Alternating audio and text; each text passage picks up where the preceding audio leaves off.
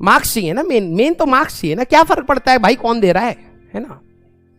आप फिर भूल गए। अब मैं आपको बता रहा हूं अपना real life example, AIR-1 Nitin Jain, ठीक है, 2009।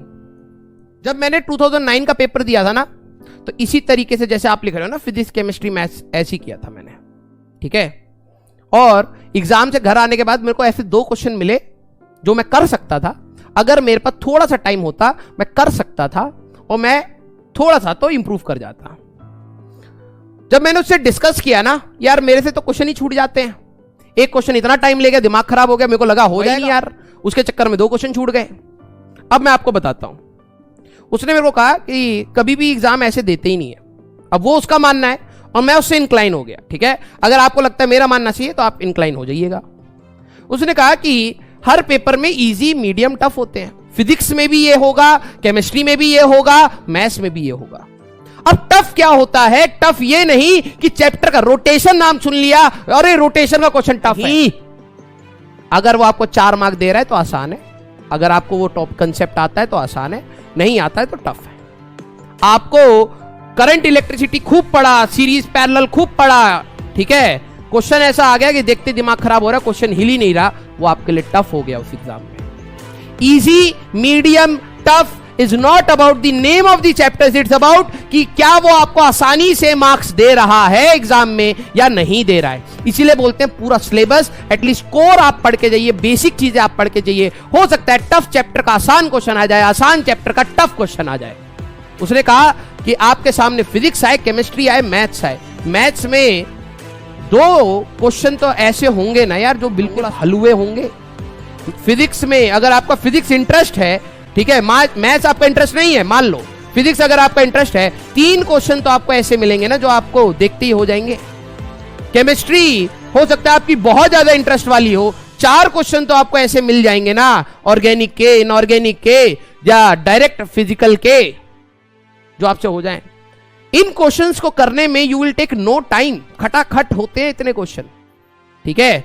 मान लो आपने 10 मिनट लगा भी दिए, 10 मिनट में 4, 5, 6, 7, 8, 9, 10 क्वेश्चन अगर आपके हो गए, यू नो दैट अब आपके एग्जाम में कोई एक ऐसा क्वेश्चन नहीं है जो छूटने पे आपको रिग्रेट हो, ठीक है। क्या बोला? अब आपका एग्जाम अगर खत्म होगा, आप घर जाएंगे तो आपको एक भी ऐसा क्वेश्चन नहीं मिलेगा, अरे यार इस पे समय देना चाहिए था, मैं क्यों उस क्वेश्चन पे लग गया, ठीक है। पहले ये जब आप क्वेश्चन को सीधे सीधे पढ़ते रहते हैं ना, ऐसे आपके मेरे सामने जब आया था केमिस्ट्री में, अरे यार ये तो आयनिक है, छोड़ो अभी नहीं आता है, छोड़ो अभी। ऑर्गेनिक में अच्छा ये तो रीअरेंज करके चला जाएगा, carbocation 7 member ring, 6 member ring stable है, टिक मारा, ठीक है। फिर एडिटा उस समय गलती में कॉन्फिडेंस में एडिटा टिक मार दिया, ठीक है। फिर उसके बाद कि आयनाइजेशन एनर्जी निकालनी थी, टिक, ये तो आसान सा ये कर दिया। 3 क्वेश्चन हो गए, फिजिक्स में 1-2 मिल गए, मैथ्स में 1-2 मिल गए, पूरा पेपर रीड कर लिया, एक बारी में कर दिए और उनके मार्क्स सेट। अब दिमाग में ये टेंशन नहीं कि आसान, अगला क्वेश्चन आसान है क्या, गया। अब आपके पास 2 कैटेगरी बची, मीडियम एंड टफ। मीडियम वो क्वेश्चन होते हैं जिसमें आपको कलम चलानी पड़े, ठीक है, चलानी पड़े कैलकुलेशन के लिए, और कैलकुलेशन वाली मिस्टेक तब आपकी खत्म होगी, कंपैरेटिवली मिनिमम होगी, जब आपके दिमाग में यह हट जाएगा कि अगला क्वेश्चन ये क्वेश्चन मेरा समय खा रहा है, क्या अगला क्वेश्चन मेरा समय बचा देगा, तो आप भागने की टेंडेंसी में खत्म हो जाओगे। तो आपको सबसे पहले अपने वो क्वेश्चन पूरे पेपर में से उड़ाने हैं जिनका छूटने पे आपको बहुत भयंकर रिग्रेट हो सकता है, तो पहले वो निपटाइए। अब आपके दिमाग में ये रह गया, या तो अब टफ बचे हैं जिनमें पूरा दिमाग लगना है, या फिर वो क्वेश्चन बचे हैं जिनमें मेरे को थोड़ी बहुत कैलकुलेशन करके आंसर लाना है, ठीक है। अब आप पीछे तो भागेंगे नहीं। जब आप इन क्वेश्चंस को, मीडियम क्वेश्चंस को ट्राई करना स्टार्ट करेंगे, मीडियम क्वेश्चंस वो जिनको देख के आपको लालच आया, टफ क्वेश्चन वो देख के आपको लगा भाई हवा नहीं लग रही इस क्वेश्चन में, क्या हो रहा है, ठीक है। टफ तो वो हो गए, उनको मार्क करते जाइएगा। जब आप इनको कर रहे हैं तो उनको मार्क करते जाइएगा, उनको तो छेड़ना ही नहीं है, आखिरी में समय बचा तो दूंगा, अदरवाइज नहीं दूंगा। मीडियम पे आ जाइए। जब आप मीडियम पे क्वेश्चन करना स्टार्ट करते हैं तो आपके क्वेश्चन अटकेंगे, कुछ क्वेश्चन अटकेंगे, उसी समय छोड़ो, बैठ हटाओ, अगले पे चलो, अगले पे पूरा कंसंट्रेशन के साथ करो।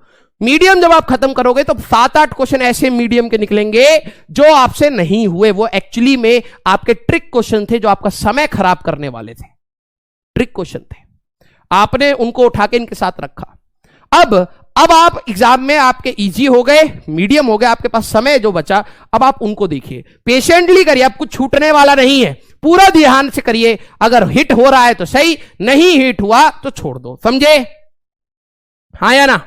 गोविंद राजपूत सर, मैं ऐसे ही करता हूं। This is, I personally believe this is because you will not leave any question which you know. First of all, पहला बेनिफिट, आप पूरे क्वेश्चन को पढ़ लेंगे, पूरा पेपर एक बार रीड कर लेंगे, आपको समझ आ जाएगा किस लेवल का क्वेश्चन है, तो आपके कुछ जो आते हैं वो नहीं छूटेंगे। दूसरी बात, मीडियम क्वेश्चन में जहां कैलकुलेशन मिस्टेक्स होती हैं, क्वेश्चन को गलत इंटरप्रिटेशन होती है, उनके लिए आपको ये नहीं रहेगा कुछ छूट सकता है मेरा आता हुआ, वो आप कर चुके हैं भाई, वो आप कर चुके हैं। अब आपका जो भी छूटा है वो टफ है, उसके लिए समय चाहिए, तो अब आप पेशेंटली इन क्वेश्चंस को करेंगे। क्वेश्चन में अटक रहे हो, उसी समय अगले क्वेश्चन पे जाओ। सेकंड राउंड में आऊंगा तो देखूंगा, समझे क्या?